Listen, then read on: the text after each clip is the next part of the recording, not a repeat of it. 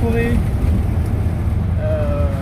en plein silence après ma retraite Vipassana. Et j'ai repris le tuk-tuk pour aller, ici c'est la ville de Kandy. J'ai repris le tuk-tuk pour aller dans un monastère bouddhiste pour rester quelques jours et apprendre un peu plus de la tradition bouddhiste que j'ai commencé un peu à apprendre en Vipassana. Voilà, c'est quelque chose qui m'appelle et qui me... Ouais. Et visiblement le Sri Lanka c'est vraiment un pays où on peut... enfin qui est propice à apprendre le bouddhisme et tout ça. Donc voilà, je me laisse... je m'autorise à changer mes plans.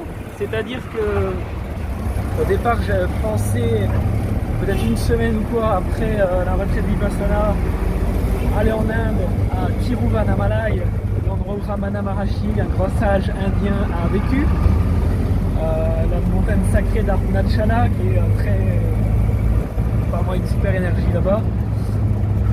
Mais voilà, il semblerait que je prolonge un peu mon séjour au Sri Lanka. Voilà, j'ai aussi l'envie d'explorer un peu plus le Sri Lanka, prendre un peu plus le train. Enfin voilà. Donc ouais, on est parti.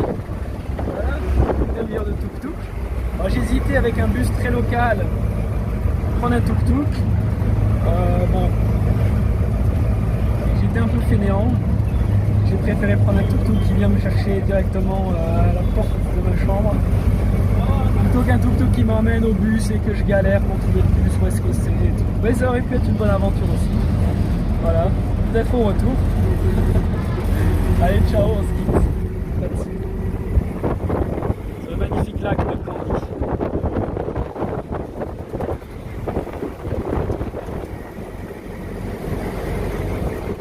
Hier, je me suis retrouvé dans j'ai rencontré un local dans la rue qui m'a abordé. C'est très courant ici. Hein. Ils aiment bien les étrangers un peu. Bah, pas tous, hein, mais il y en a qui sont très sympas, qui abordent les gens rapidement et facilement, donc c'est fluide.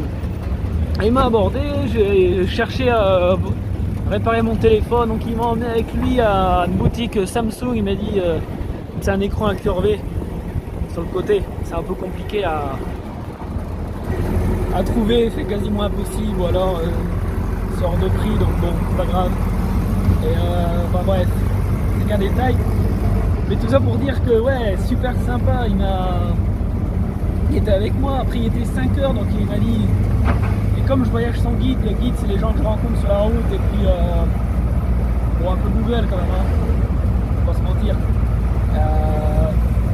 Elle me dit à 5h il y a un spectacle typique sri lankais qui m'y a emmené. Enfin voilà, un service palace quoi. Enfin voilà, ça fait plaisir d'avoir des gens comme ça qui t'aident quand t'as rien demandé.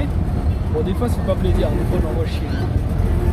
On essaie de vendre de la drogue et qu'on te suit, sans agressivité, hein, ça fait partie dans toutes les villes du monde, mais ils essayent. Voilà, donc je médite, pas de drogue, merci.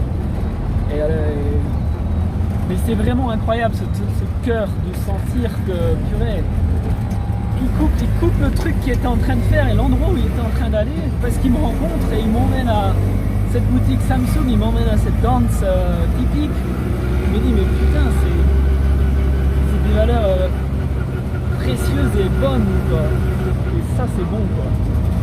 Et ça c'est le voyage. Ça remplit le cœur, c'est vraiment